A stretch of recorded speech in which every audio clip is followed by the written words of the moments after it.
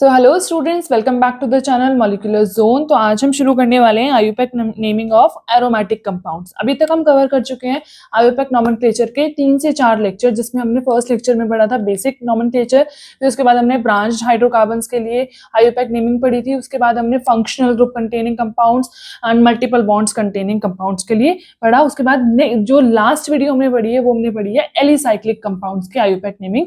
आज हम पढ़ने वाले हैं एरोमेटिक कंपाउंड्स की आयुपैक नेमिंग। तो शुरू करते हैं।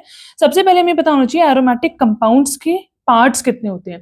जैसे कोई भी हमारा कंपाउंड है, ऑर्गेनिक कंपाउंड है, जैसे हमने सबसे स्टार्टिंग में लेक्चर में ये पढ़ा था, जब हम नेमिंग करना शुरू करते हैं ना, तो हमारी नेमिंग के अंदर कुछ वर्ड रूट होता है, कोई प्रीफिक्स होता है, कोई सफिक्स होता है।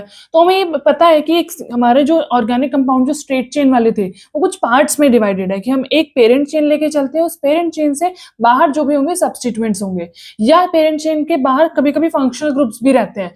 तो हमें ये चीज पता है कि जो ऑर्गेनिक कंपाउंड है, जो स्ट्रेट चेन वाले ऑर्गेनिक कंपाउंड है या ब्रांच्ड चेन वाले ऑर्गेनिक कंपाउंड है, उसमें हमारी पेरेंट चेन होती है और सब्स्टिट्यूएंट्स होते हैं। इसी तरह से एरोमेटिक कंपाउंड के भी दो पार्ट्स होते हैं मेन। एक होता है न्यूक्लियस, यहां पर हम न्यूक्लियस सिर्फ बेंजीन की बात करेंगे, और दूसरे होते हैं साइड चेन्स। जैसे मैंने आपको बताया कि जो स्ट्रेट चेन होती हैं उनको हम पेरेंट चेन मानते हैं। यहां पर स्ट्रेट चेन ना होकर के आपका साइक्लिक कंपाउंड है, और वो साइक्लिक कंपाउंड क्या है जिसके अंदर पाई बॉन्ड्स प्रेजेंट है और पाई बॉन्ड्स ऑल्टरनेट प्रेजेंट है, और वो उनमें साइक्लिक कॉन्जुगेशन प्रेजेंट है। साइक्लिक कॉन्जुगेशन है, प्लेनर है, 4n+2 पाई इलेक्ट्रॉन्स प्रेजेंट है, दैट्स व्हाई वो कंपाउंड और एरोमेटिक कंपाउंड्स हैं।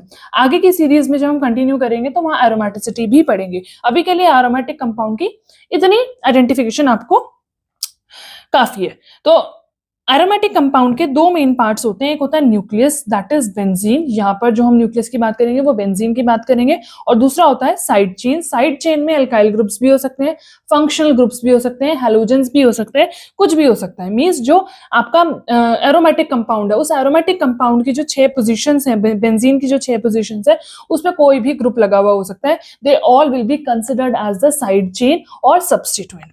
जैसे कि आपको यहाँ पर ये दिखाया गया है, देखो ये जो आपका ये है ना पूरा, दिस इज न्यूक्लियस। ये कंप्लीटली न्यूक्लियस है, और इस न्यूक्लियस में मींस न्यूक्लियस का मतलब क्या है, जो आपकी एरोमेटिक रिंग है, उस एरोमेटिक रिंग के अंदर 6 कार्बन एटम है। हम क्योंकि सिर्फ बेंजीन की बात कर रहे हैं, तो ये 6 कार्बन एटम की एक एक वैलेंसी में हाइड्रोजन जुड़ा हुआ होता है। अगर हम उस हाइड्रोजन को हटा के कोई भी ग्रुप लगा देंगे, फंक्शनल ग्रुप लगाएं, एल्काइल ग्रुप लगाएं या कुछ भी लगाएं, वो सारे ग्रुप्स को कंसिडर किया जाएगा एज अ साइड चेन। तो यहाँ पर दो पार्ट्स में एरोमेटिक कंपाउंड को हम डिवाइड कर सकते हैं, साइड चेन और न्यूक्लियस। अब रूल की तरफ बढ़ते हैं। रूल 1 कहता है कि जो सब्स्टिट्यूएंट साइड में लगे हुए हैं ना, बेंजीन रिंग के साइड में जो सब्स्टिट्यूएंट्स लगे हैं, उन सभी का हम प्रीफिक्स यूज करेंगे, चाहे वो सब्स्टिट्यूएंट आपका कार्बोक्सिलिक एसिड वाला ग्रुप क्यों ना हो। इसलिए जब हमने प्रायोरिटी वाली टेबल पढ़ी थी ना, वहां पर कार्बोक्सिलिक एसिड का भी प्रीफिक्स पढ़ा था।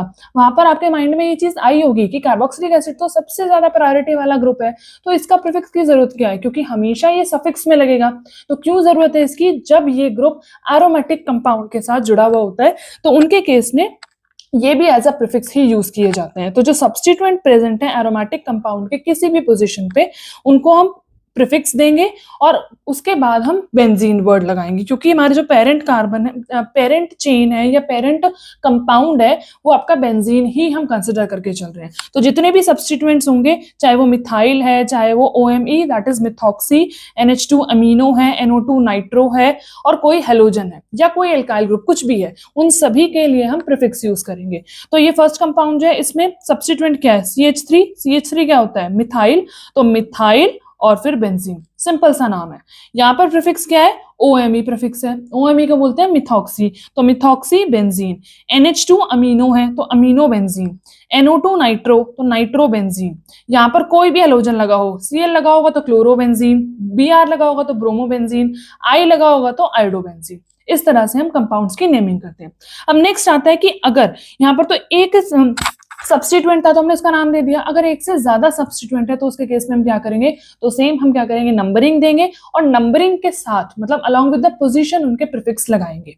अब इसमें भी दो केसेस आ सकते हैं कि अगर अलग अलग कंपाउंड्स प्रेजेंट है मींस एक से ज्यादा सब्स्टिट्यूएंट प्रेजेंट है और वो सब्स्टिट्यूएंट एक जैसे भी हो सकते हैं, वो सब्स्टिट्यूएंट अलग अलग भी हो सकते हैं। अगर वो सब्स्टिट्यूएंट एक जैसे हैं, रूल नंबर 2 के अंदर जो सब्स्टिट्यूएंट लगे हुए हैं वो एक जैसे हैं, मींस मैंने 2 हेलोजेंस लगा दिए, मैंने 2 नाइट्रो ग्रुप लगा दिए, 2 अमीनो ग्रुप लगा दिए, 2 सब्स्टिट्यूएंट लगाए हैं और वो एक जैसे सब्स्टिट्यूएंट लगाए हैं, तो उन सब्स्टिट्यूएंट के लगने की पोजीशन 3 पोजीशंस हो सकती है। या तो वो दोनों सब्स्टिट्यूएंट 1 2 पोजीशन पे लगे हों, एक 1 को एक को 1 दे देंगे, एक को 2 दे देंगे, या चाहे मैं इसको 1 दूं इसको 2 दूं, बात एक ही रहेगी क्योंकि सेम टाइप का सब्स्टिट्यूएंट है। तो अगर 1 2 पोजीशन पे लगे हैं तो एक पॉसिबिलिटी ये हो सकती है, एक पॉसिबिलिटी हो सकती है कि ये 1 3 पोजीशन पे लगे हों, नेक्स्ट पॉसिबिलिटी हो सकती है 1 4 पोजीशन पे लगे हो। अब इसके बाद अगर मैं इस एक्स को घुमा के यहां पर लगाना शुरू करूंगी ना, अब आप ये सोचोगे 1 5 भी तो हो सकता है, अगर मैंने यहां पर लगाया तो फिर नंबरिंग इस तरफ से नहीं होगी। हम ऐसे नहीं कहेंगे कि ये 1 2 ये 3 ये 4 और ये वाला 5 आ गया, नहीं हम ये नहीं कहेंगे। क्यों नहीं कहेंगे? क्योंकि हमेशा हम क्या करते हैं, हमेशा हम जब भी नंबरिंग करते हैं, सपोज मैंने यहाँ पर x लगा दिया, इसको हटा दिया, अब ये इसको कंसिडर करके चलो, तो हम ये नहीं करेंगे कि ये 1 2 3 4 5 ये 5 पोजीशन हो गई, क्योंकि लोएस्ट लोकेंट रूल हमें हमेशा फॉलो करना होता है। हम अब नंबरिंग इस तरफ से शुरू कर देंगे, तो ये 1 ये 2 ये 3, तो फिर ये अगेन 1 3 पोजीशन आ गई जो यहाँ पर हम ऑलरेडी कवर कर चुके हैं। तो यहाँ पर अगर 2 सब्स्टिट्यूएंट प्रेजेंट है और वो दोनों एक जैसे सब्स्टिट्यूएंट है तो उनके केस में 3 ही पॉसिबिलिटीज हो सकती हैं। पहली पॉसिबिलिटी हो सकती है कि ये 1 और 2 पोजीशन पे प्रेजेंट हो, दूसरी पॉसिबिलिटी हो सकती है ये 1 3 पोजीशन पे प्रेजेंट हो, थर्ड पॉसिबिलिटी हो सकती है ये 1 4 पोजीशन पे प्रेजेंट हो। तो अब मैंने आपको ये पहले ही सिखाया हुआ है रूल्स के अंदर, जो हमने स्टार्टिंग से बेसिक रूल्स करे थे। अगर आपने वो वीडियो नहीं देखी तो प्लीज आप वो वीडियो जाके देखिए, अदरवाइज आपको यहाँ कुछ समझ नहीं आने वाला है। तो मैं उन वीडियोस का लिंक डिस्क्रिप्शन में प्रोवाइड कर दूंगी। तो मैंने आपको अभी ये चीज बताई कि अगर एक से ज्यादा सब्स्टिट्यूएंट होंगे तो अलॉन्ग विद द पोजीशन लिखा जाएगा। यहाँ पर अलॉन्ग विद द पोजीशन क्यों नहीं लिखा? क्योंकि एक ही सब्स्टिट्यूएंट है, तो जो सब्स्टिट्यूएंट है उसी कार्बन को नंबर 1 मिल जाएगा, तो 1 नंबर की पोजीशन को हम कभी भी डिपिक्ट नहीं करते हैं। अब यहाँ पर 2 पोजीशंस आ जाएंगी, तो फर्स्ट पोजीशन पे और सेकंड पोजीशन पे सेम ग्रुप है और इसको मैं मान के चल रही हूँ कि एक्स मेरा हेलोजन ग्रुप है, तो मैं क्या लिखूंगी 1 2, और दोनों एक जैसे ग्रुप है तो डाई हेलो, 2 के लिए डाई यूज करेंगे, 3 के लिए ट्राई, 4 के लिए टेट्रा, इस तरह से हम यूज करते हैं। तो यहाँ पर डाई सब्स्टिट्यूटेड की हम बात कर रहे हैं, दोनों की पोजीशन लिखेंगे 1 2 डाई हेलो, सब्स्टिट्यूएंट डन, तो उसके बाद आपका वर्ड रूट आ जाएगा दैट इज बेंजीन। इसका नाम हो जाएगा 1 3 डाई हेलो बेंजीन। ये हम बात कर रहे हैं आईयूपैक नॉमेनक्लेचर की, इसका नाम हो जाएगा 1 4 डाई हेलो बेंजीन। तो यहां पर हमने आईयूपैक नॉमेनक्लेचर की बात कर ली, रूल 1 के अंदर भी और रूल 2 के अंदर भी। अब मैं कुछ कॉमन नेम्स की बात करती हूँ, जो कॉमन नेम डायरेक्टली आपसे पूछे जाते हैं रूल 1 और रूल 2 दोनों के अंदर। जो ये मिथाइल बेंजीन है ना, मिथाइल बेंजीन आप आराम से बता दोगे आईयूपैक नॉमेनक्लेचर रूल के हिसाब से पढ़ के, बट इसके कॉमन नेम भी होता है। कॉमन नेम क्या है वो आपको याद रखना है, उसका कोई रूल नहीं है। तो मिथाइल बेंजीन का कॉमन नेम होता है टोलुइन। OMe अगर लगा है बेंजीन के ऊपर तो इसका कॉमन नेम होता है एनिसोल। अगर NH2 बेंजीन के ऊपर लगा हुआ है तो इसका कॉमन नेम होता है एनिलीन। इनके कोई रूल नहीं है कि आप इन रूल से याद रख सकते हो, ये आपको एज इट इज याद रखनी है। क्यों याद रखनी है? क्योंकि जब हम आगे ऑर्गेनिक सीरीज में आगे बढ़ेंगे, 12th की केमिस्ट्री पे जाएंगे, तो उनके केस में कन्वर्जन्स आती है। तो कन्वर्जन के केस में आपको ये नहीं बोलेंगे कि methyl convert methyl benzene to nitrobenzene, उसमें आपको ये बोल देंगे कि कन्वर्ट टोलुइन इनटू नाइट्रोबेंजीन। तो आपको ये नहीं पता होगा टोलुइन क्या है, तो आपका वो क्वेश्चन ही नहीं अटेम्प्ट कर पाओगे। तो जो यहाँ पर मैं इंपॉर्टेंट नेम आपको बता रही हूँ वो आप याद कर लीजिए, ये तीनों ही नेम इंपॉर्टेंट है। अब इसके बाद आते हैं रूल नंबर 2 के कॉमन नेम्स पे। रूल नंबर 2 में कॉमन नेम्स पे जो ये 1 2 पोजीशन है ना, इस 1 2 पोजीशन को एरोमेटिक कंपाउंड मतलब बेंजीन की जो 1 2 पोजीशन है उसको हम बोलते हैं ऑर्थो पोजीशन। 1 3 पोजीशन को हम बोलते हैं मेटा पोजीशन, 1 4 पोजीशन को बोलते हैं पैरा पोजीशन। ठीक है, ये चीज समझ में आ गई। अब ऑर्थो का मतलब ही हो गया फर्स्ट और सेकंड पोजीशन, मींस ऑर्थो के नाम से ही मुझे पता चल जाएगा कि मेरे पास 2 सब्स्टिट्यूएंट है एक जैसे, तो मैं उसके केस में डाई नहीं लगाऊंगी, या यहाँ पर डाई हेलो बेंजीन जो मैं लगा रही हूँ ये नहीं लगाऊंगी। क्या करूंगी मैं? डाई नहीं लगाऊंगी। तो इट मींस मैं ये कह सकती हूँ कि 1 2 पोजीशन के साथ जो डाई है इस पूरे का नाम ऑर्थो हो गया, 1 3 डाई इस पूरे का नाम कॉमनली मेटा हो गया, और 1 4 डाई इस पूरे का नाम कॉमनली पैरा हो गया, बाकी हम एज इट इज लिखेंगे। ऑर्थो हेलोबेंजीन, ऑर्थो का मतलब है 1-2 पोजीशन साथ में डाई, मेटा का पोजीशन है 1-3 पोजीशन साथ में डाई। मतलब ऑर्थो अगर आ गया तो ये हमें अपने माइंड में ये चीज बना के रख लेनी है कि 2 सब्स्टिट्यूएंट होंगे और वो दोनों सब्स्टिट्यूएंट 1 और 2 पोजीशन पे लगे होंगे।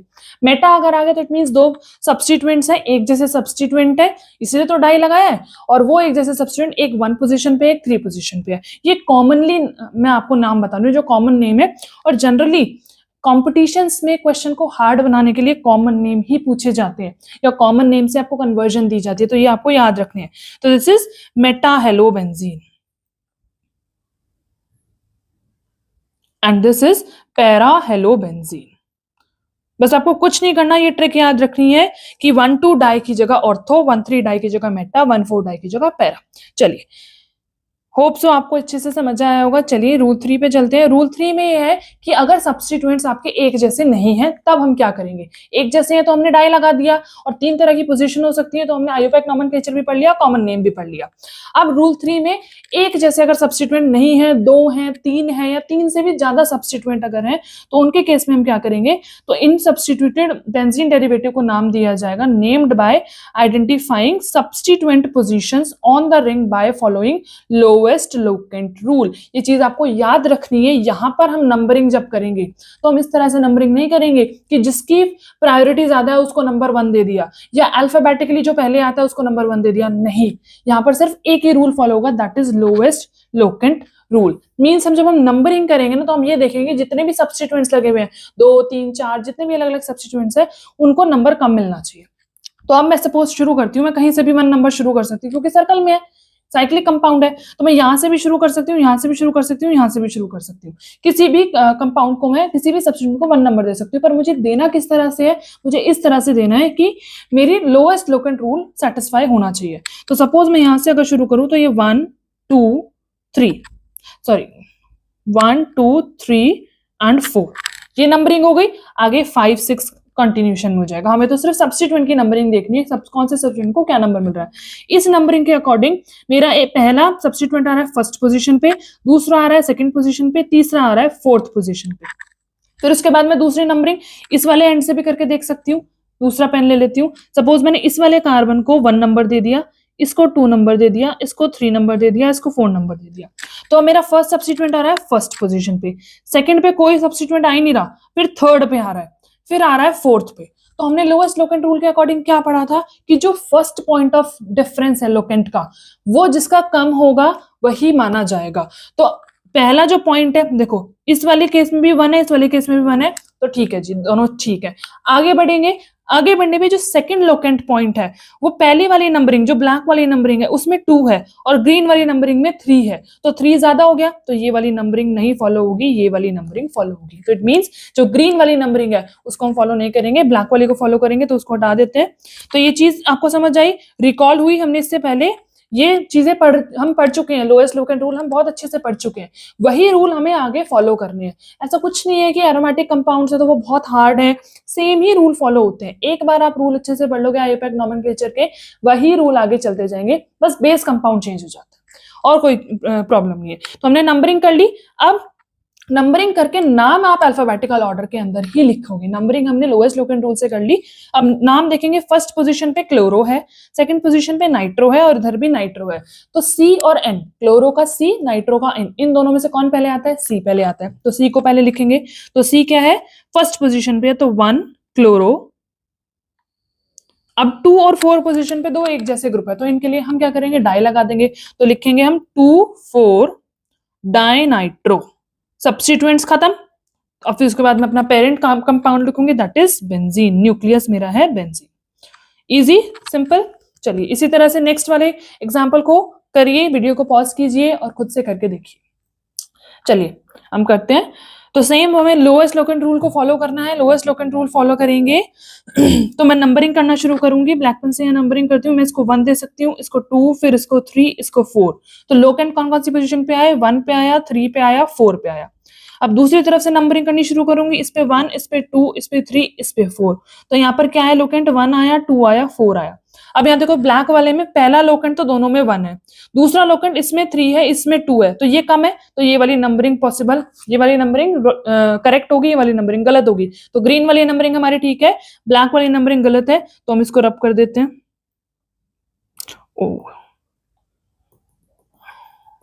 अंडू कर लेते हैं।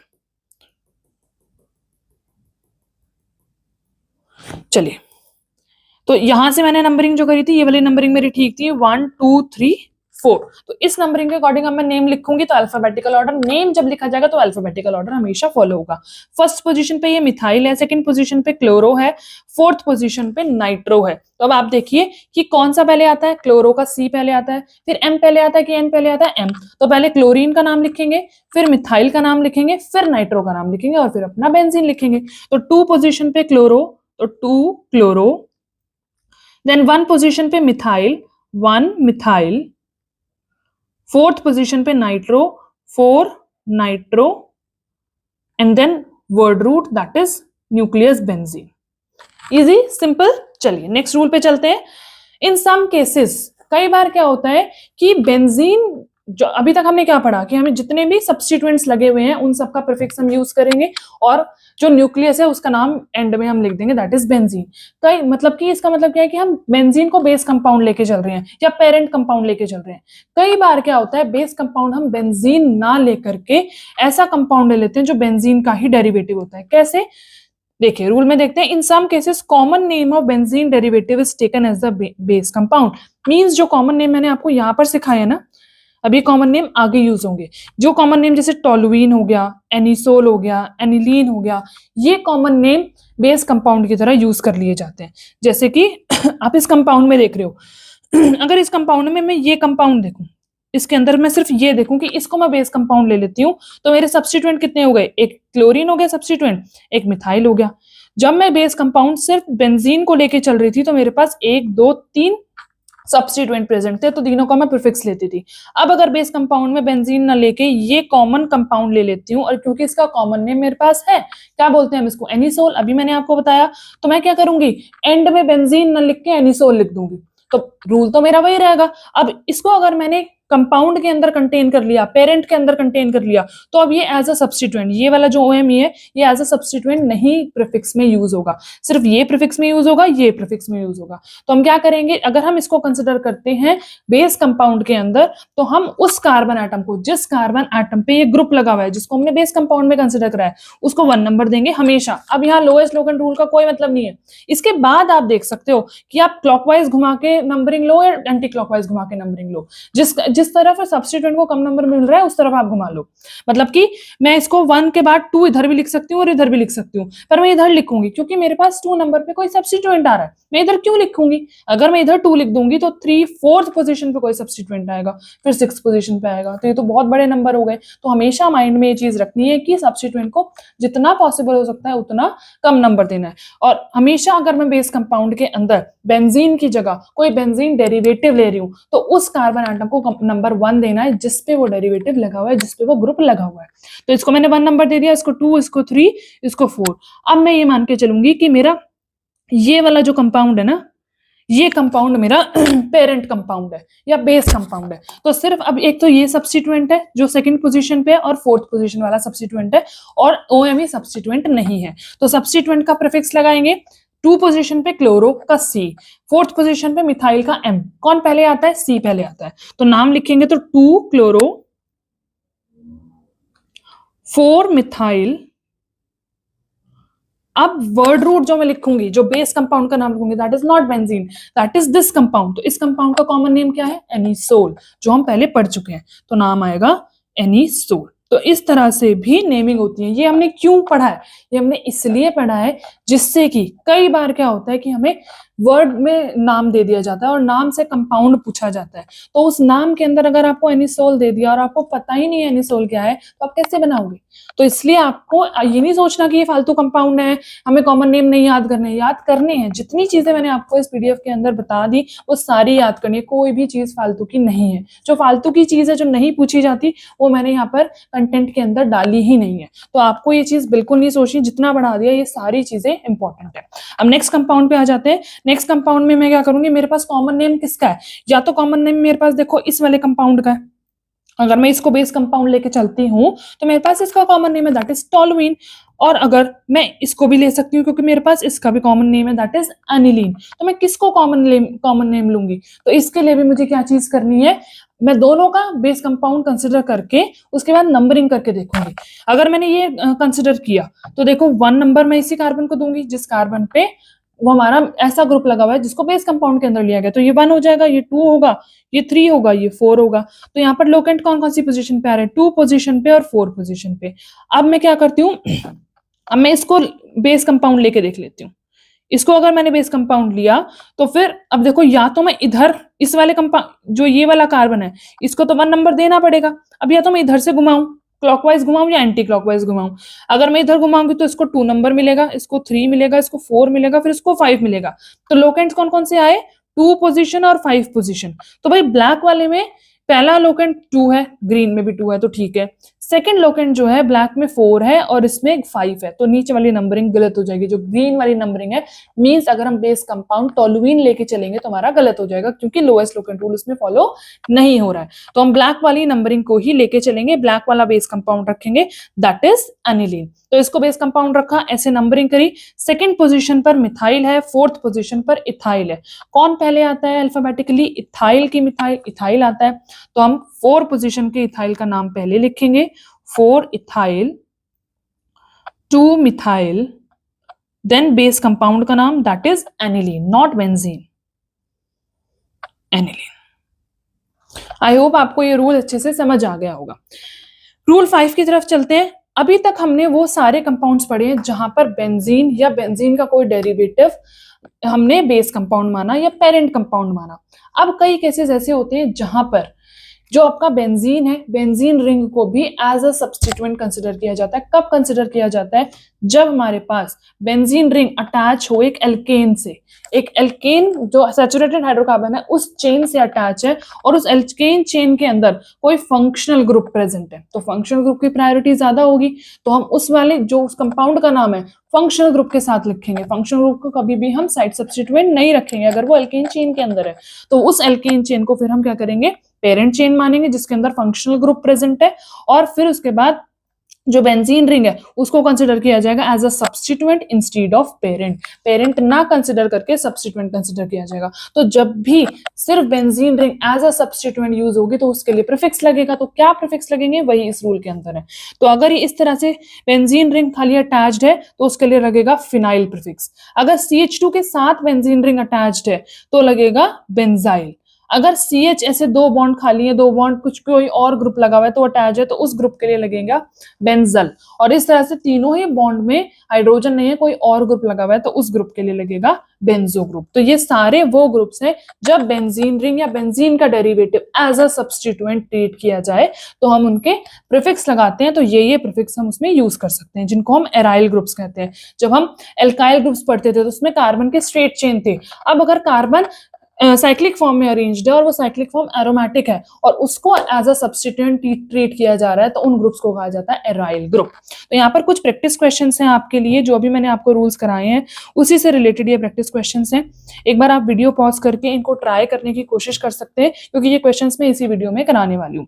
ये 6 क्वेश्चंस है, 4 क्वेश्चंस मैं आपको इस वीडियो के अंदर करा देती हूँ, ऑल्टरनेट करा दूंगी या जो मुझे लगेगा।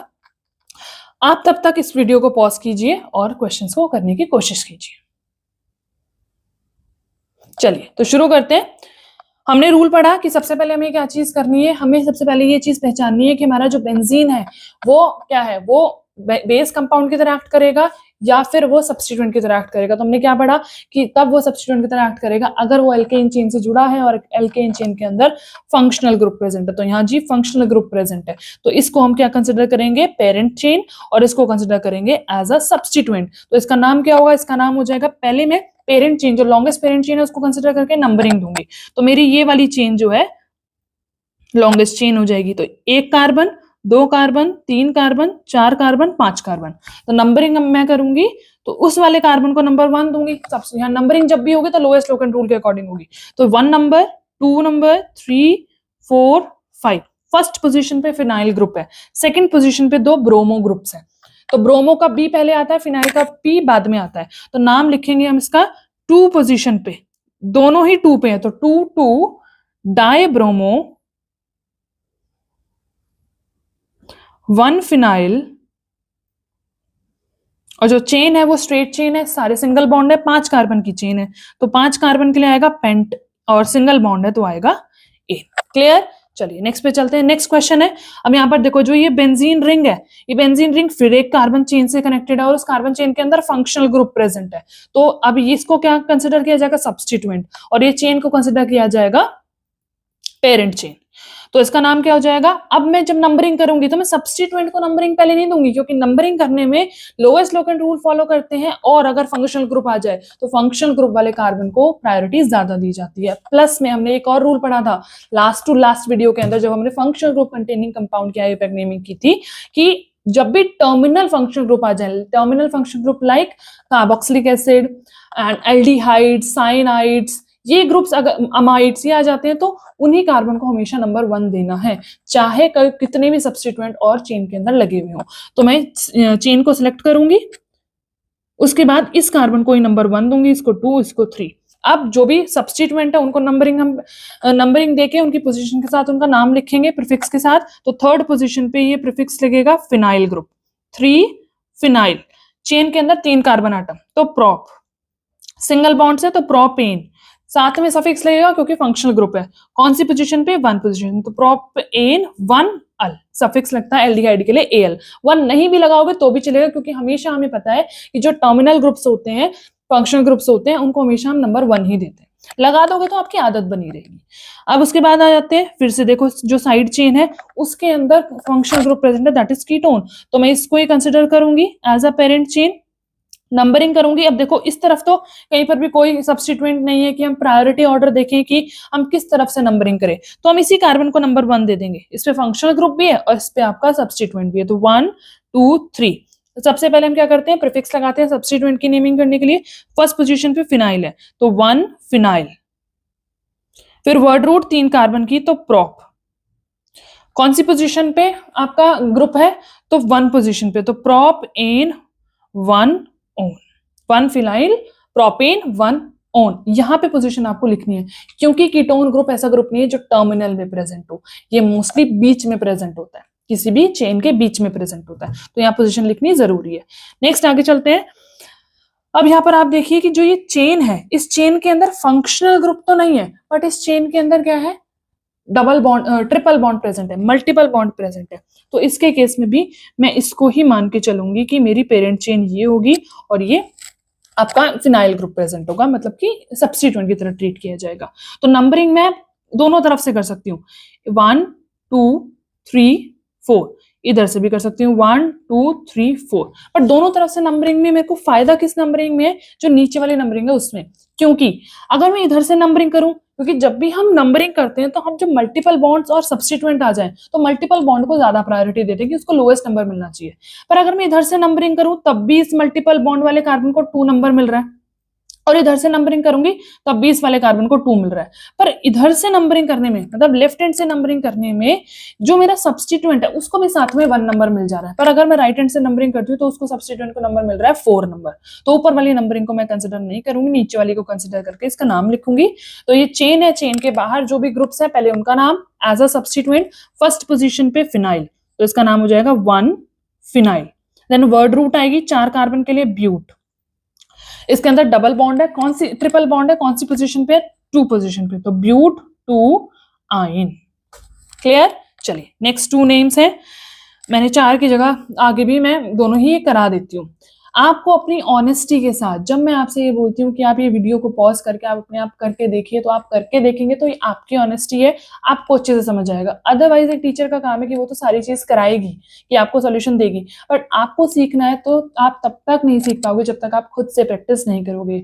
हमने सारे रूल्स पढ़ लिए, सारी चीजें पढ़ ली, बट जब तक आप खुद से प्रैक्टिस नहीं करोगे, जब तक आप देखते रहोगे कि बस प्रैक्टिस ये कैसे करा रही है मैम, ये सर कैसे करा रहे हैं, तो तब तक आप ये चीज नहीं सीख पाओगे। तो आई रिकमेंड कि आप प्लीज जब वीडियो में क्वेश्चंस आते हैं तो आप खुद से पॉज करके उसको करने की कोशिश कीजिए। नहीं, जब आप करोगे और वो आंसर आप निकाल के लेके आओगे, फिर उसके बाद वीडियो को ऑन करके आगे मैं सॉल्यूशन कराऊंगी, तब आप चेक करोगे ना और आपका आंसर ठीक आएगा तो आपको मोटिवेशन मिलेगा कि हाँ आपने ठीक किया, जो आप पढ़ रहे हो वो आपको समझ आ रहा है। बट अगर आप सिर्फ देखते रहोगे तो फिर आपको अच्छे से समझ में नहीं आएगा। तो आप प्लीज क्वेश्चन को की प्रैक्टिस कीजिए। और इससे पहले की वीडियोस में मैंने काफी क्वेश्चंस कराए भी हैं वीडियो के अंदर, और काफी क्वेश्चंस मैंने प्रैक्टिस के लिए भी दिए हैं। काफी क्वेश्चन मैंने सिर्फ प्रैक्टिस के लिए छोड़ दिए कि आपको एज अ होमवर्क करने हैं। लास्ट वीडियो में मैंने होमवर्क में क्वेश्चन दिए, तो वो क्वेश्चंस आप कीजिए, क्योंकि ये क्वेश्चंस प्रीवियस ईयर क्वेश्चंस है, जो कॉम्पिटिशन्स में आए हुए हैं, जो बोर्ड्स में आए हुए हैं, जो आपकी स्टैंडर्ड बुक से उठाए हुए हैं। ये ऐसे कोई क्वेश्चंस नहीं है।